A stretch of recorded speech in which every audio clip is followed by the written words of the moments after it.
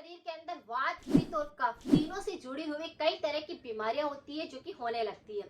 अगर आपका वात दोष असंतुलित होता है तो शरीर के अंदर दर्द होने लगते हैं, जॉइंट्स पेन होने लगते हैं, सूजन आने लगती है। इसी तरह से अगर पित्त दोष असंतुलित होता है तो कई तरह की ऐसी बीमारियां होती है जो होने लगती है, जैसे एसिडिटी की समस्या होने लगती है, खट्टी डकारें आने लगती है, पित्त बढ़ने लगता है, स्किन संबंधी बीमारियां होने लगती है, पेट के अंदर जलन होने लग जाएगी या छाले, गांव इस तरह के इन्फेक्शन ज्यादा हो जाएंगे। अगर किसी व्यक्ति का कफ दोष असंतुलित होगा तो उनको सर्दी जुकाम बहुत ज्यादा लगेगा, पाचन तंत्र कमजोर हो जाएगा, बार बार एलर्जी होगी। तो आज मैं आपके साथ में एक ऐसी चीज की बात कर रही हूँ जिसे आपको रोजाना 1 चम्मच भरकर रोज खाना शुरू करना है। अगर आप इसे खाना शुरू करते हैं तो आपकी बहुत सारी बीमारियां ऐसे ही ठीक हो सकती है। अलग अलग बीमारी के लिए आप अलग अलग इस पाउडर का इस्तेमाल कर सकते हैं। 1 चम्मच पाउडर आपकी बहुत सारी बीमारियों को ठीक करेगा। जैसे किसी भी व्यक्ति के शरीर के अंदर बहुत ज्यादा पित्त प्रकृति असंतुलित होती है, पित्त प्रकृति में काफी सारी बीमारियां होती है जो कि हमें होने लगती है। अगर इस प्रकार का दोष शरीर के अंदर बार बार हो रहा है तो आपको किसका प्रयोग करना चाहिए जो कि पित्त दोष को बिल्कुल संतुलित करे? वह है धागे वाली मिश्री का प्रयोग। धागे वाली मिश्री को यूज में ले सकते हैं। ये काफी सारे एंटीऑक्सीडेंट से भरी होती है, इसमें काफी सारे विटामिन होते हैं, ये काफी सारे मिनरल से बनी हुई होती है। साबुत मिश्री को आपको लाना है, उसका पाउडर आपको घर पर बना लेना है और इसको बना करके रख देना है। रोजाना आपको इसी का सेवन करना है। ये धागे वाली मिश्री अगर पित्त दोष असंतुलित होने लगता है तो उसको किस तरह से यूज करें? आपको क्या करना है, 1 चम्मच भरकर धागे वाली मिश्री का पाउडर लेना है, उसी के अंदर 1 चम्मच इलायची का पाउडर लेना है और अच्छे से मिक्स करके इसकी आपको फाकी ले लेनी है ठंडे पानी के साथ में।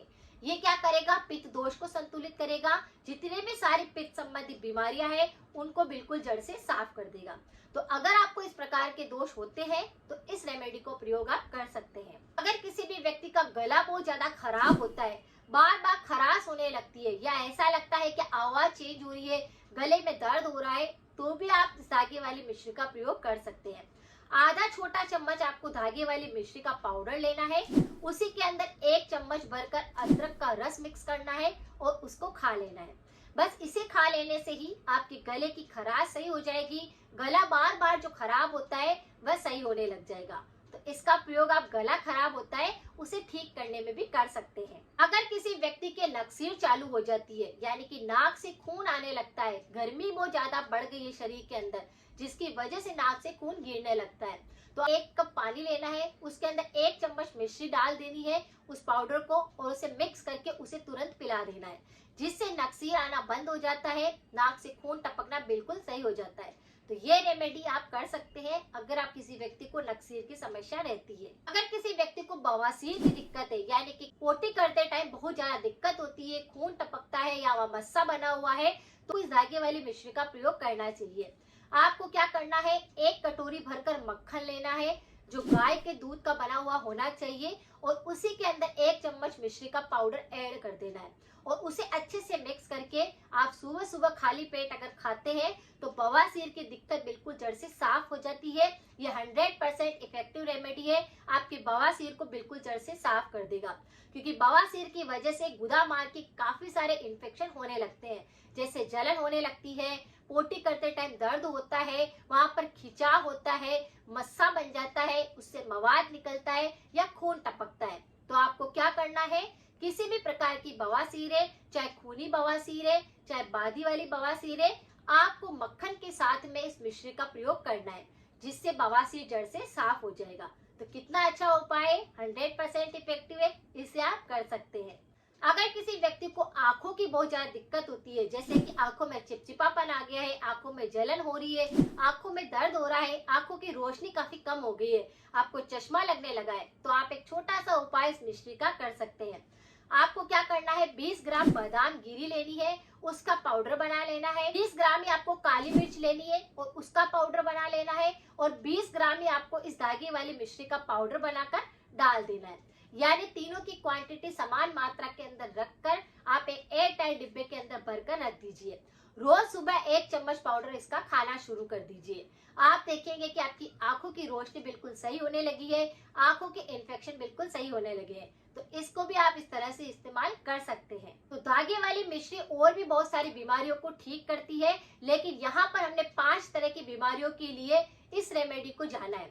अगर आपको किसी और प्रकार की बीमारी है तो आप यहाँ पे कमेंट में जरूर लिखें, ताकि हम उसके लिए भी अलग से कोई वीडियो ला सके। धागे वाली मिश्री की तासीर जो होती है वह ठंडी तासीर होती है, शीतलता देती है, इसीलिए पेट की गर्मी को शांत करती है, शरीर की गर्मी को शांत करती है, खून की गर्मी को शांत करती है। तो इसका इस्तेमाल हम कर सकते हैं। ये काफी सारे न्यूट्रिशन से भरी हुई है, विटामिन से भरी हुई है। विटामिन B1 होता है, 2 होता है, 3 होता है, 6 होता है, 12 होता है, जो कि हमारे गले की एसिडिटी, गले की छालों को भी बिल्कुल सही करता है। विटामिन B12 हमारे शरीर के लिए बहुत ज्यादा जरूरी होता है और इसके अंदर वह पाया जाता है। तो इसका इस्तेमाल हम कर सकते हैं। आयरन, कैल्शियम जिसके अंदर भरपूर मात्रा के अंदर होता है, और एमिनो एसिड होने के कारण ये हमारे पेट संबंधी बीमारियों को भी बिल्कुल ठीक करता है, पाचन तंत्र को स्ट्रॉन्ग बनाता है, रोग प्रतिरोधक क्षमता को बढ़ाता है। तो इसका प्रयोग आप कर सकते हैं। लेकिन कोई सी भी रेमेडी को हम करते हैं तो परहेज बहुत ज्यादा जरूरी होता है। जैसे धागे वाली मिश्री का प्रयोग अगर आप करते हैं तो आपको बहुत ज्यादा फायदा पहुंचाएगा। चीनी को छोड़कर, शक्कर को छोड़कर धागे वाली मिश्री का प्रयोग करते हैं तो बहुत अच्छा रहता है। लेकिन अगर आप इसका प्रयोग रोज कर रहे हैं तो आपको कुछ सावधानी रखनी है, कुछ परहेज करने हैं। जैसे इसकी मात्रा भी आपको ज्यादा नहीं रखनी है, इस बात का ध्यान रखना है। इसकी तासीर थोड़ी ठंडी होती है, इसीलिए जिस व्यक्ति को कफ बलगम बहुत ज्यादा बनता है तो उन लोगों को भी थोड़ा कम इसका प्रयोग करना है। अगर आपको सांस संबंधी तकलीफ होती है तो भी आपको इसका प्रयोग कम करना है। जैसे आप दूध के अंदर इसका प्रयोग करते हैं, पानी के अंदर इसका प्रयोग करते हैं, या किसी मिठाई को बनाने में इसका प्रयोग करते हैं, तो ये कोई भी नुकसान नहीं करती है। तो इस तरह से इस सफेद मिश्री का प्रयोग भी अगर कर रहे हैं तो परहेज जरूर रखें। अगर किसी व्यक्ति को थ्रोट इन्फेक्शन बहुत ज्यादा होते हैं तो उस पर भी मेरे काफी सारे वीडियो है, आप एक बार जाकर जरूर चेक करें। अगर जानकारी थोड़ी सी भी यूजफुल लगी है तो सभी के साथ जरूर शेयर करें। मिलते हैं फिर नेक्स्ट जानकारी के साथ में। Thank you so much.